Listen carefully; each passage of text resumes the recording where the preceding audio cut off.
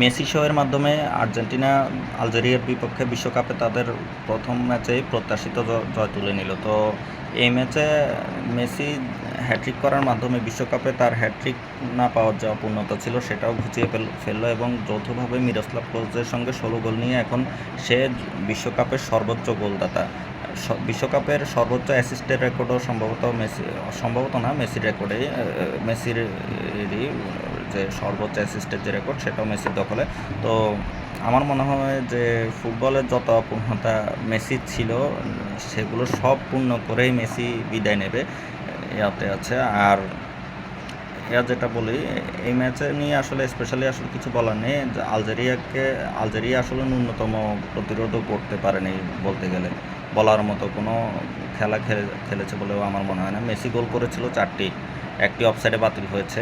আর Algeria এর মধ্যে Messi যখন অফসাইডে প্রথমে একটি গোল করলে বাতিল হয়, এর কিছুক্ষণ পরে আলজেরিয়াও একটি গোল করেছিল, সেটাও অফসাইডে বাতিল হয়েছিল।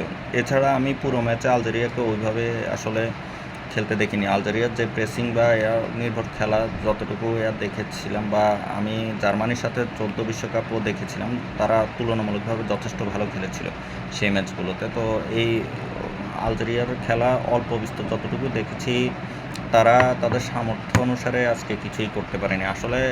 এটাতে তাদের যতটা না আছে, তার চেয়ে আর্জেন্টিনার কোচ স্কালোনির ক্রেডিটটা বেশি আমি বলবো। স্কালোনির যে গেম প্ল্যান বা খেলানোর যে ধরন সেটা হচ্ছে মানে প্রতিপক্ষ দেখে একাদশ নির্বাচন করা এবং রেজাল্ট বের করে আনা। এটা কিন্তু সে এখন পর্যন্ত খুবই সফল এই কাজে।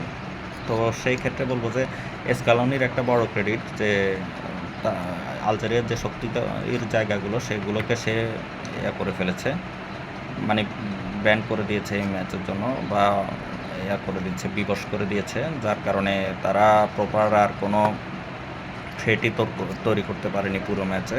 আর মেসি যে 3টি গোল করেছে, আসলে মেসির অনেক ভালো এবং সুন্দর গোল আমরা দেখে অভ্যস্ত। তো কিন্তু আজকে যে গোলগুলো করেছে এর মধ্যে প্রথম 2টি গোলে গোলকিপার আরও একটু অ্যাটেন্টিভ থাকলে ভালো হতো, তাহলে মেসির গোলগুলো কি ঠেকিয়ে ফেলতে পারতো?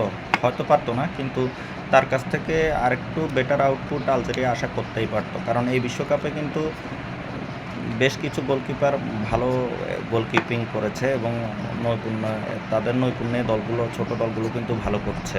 তো যেমন স্পেনের সাথে কেপ ভার্দের গোলকিপার ভজিনহা মনে হয়, তো সে কেমন খেলেছে সেটা তো আমরা দেখেছি।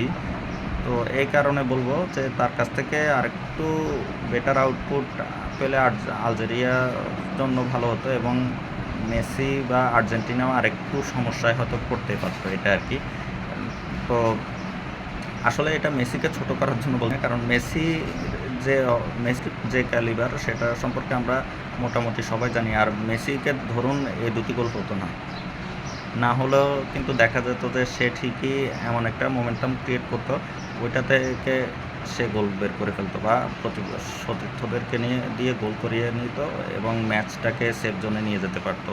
মেসির ওই ক্যালিবারের সাথে আমরা পরিচিত। তো আমি এখানে মেসিকে ছোট করার উদ্দেশ্যে কথাগুলো বলছি না, বলছি আলজেরিয়ার যে এটা ছোটো দলগুলোকে আরও আসলে নিজেদের 100% দিলে হয় না, বড় দলগুলোর সাথে মোটামুটি 200-300% দেওয়ার পরও দেখা যায় যে আসলে ম্যাচে তারা পাত্তা পায় না, মানে জিততে হিমশিম খেয়ে যায় বা ভালো পজিটিভ ফলাফল করতে হিমশিম খেয়ে যায়। তো সেখানে আমি আলজেরিয়ার টোটাল আসলে ডিফেন্স লাইনের কথাই বলবো, শুধু গোলকিপারের না। গোলকিপার এর কথা বলছি, তারপরও প্রথমে বললাম এর কারণ হচ্ছে প্রথম গোলটা মেসি যখন শটটা করলো তার হাতে লাগলো। তো এটাতে যদি সে আরেকটু দ্রুত গতির হতো তাহলে হয়তো রিফ্লেক্সটা আরেকটু দ্রুত হলে হয়তো বলটা করতে পারতো, সেভ ব্লক হয়ে যেতে পারতো। তো দ্বিতীয় যে গোলটা সেটাতে যেটা রিফ্লেক্সেশনে যে শটটা ঠেকালো ঠিক আছে, কিন্তু বলটা হোল্ড করতে পারলো না, যার কারণে মেসি গিয়ে গোল করে দিল। এটা হচ্ছে অনেকটা 2002 বিশ্বকাপে রোনালদো যে গোলটা করেছিল জার্মানির সাথে এই সেটার কথা আমার মনে হচ্ছে আর কি। অলিভার কানের বিপক্ষে রিভালদো শট করেছিল, তো অলিভার কান বলটা ঠেকিয়ে দিলেও তার বলটা আরেকটু সামনে চলে এসেছিল, মানে হাতে রাখতে পারেনি, যার ফলাফলে রোনালদো গোল করেছিল। তো এই গোলটা আমাকে সেটাই মনে করে দিয়েছে। এখন যেটা বলবো আর্জেন্টিনা আছে, কিন্তু ডিফেন্সেও দেখা গেছে মেসিকে তারা ওইভাবে মানে মার্ক করলেও সিরিয়াসনেসটা কেমন যেন কম ছিল বলে মনে হয়েছে। মানে তারা মনে হয় যে মেসিকে দেখি ইলিউশনে আক্রান্ত হয়েছিল কিনা, সেটাই আমার কাছে মানে হচ্ছে, আমার কাছে রহস্য মনে হচ্ছে যে তারা মেসিকে দেখে মুগ্ধ হয়ে গিয়েছিল, হয়তো এই জন্য কী করতে হবে সেটা হয়তো ভুলে গিয়েছিল কিনা। আসলে মেসি এমন একটা প্লেয়ার যে তার সামনে পড়লে যে কেউই আসলে মানে খেলা খেলবে কি, হয়তো তার আসল খেলার কী করা উচিত সেটাও অনেক সময় ভুলে যায়। আবার অনেক সময় সে কেউ খুব কনফিডেন্সলি পারফর্ম করে, সেরা প্লেয়ারদের বিপক্ষে সেরা পারফর্মটা দেয়।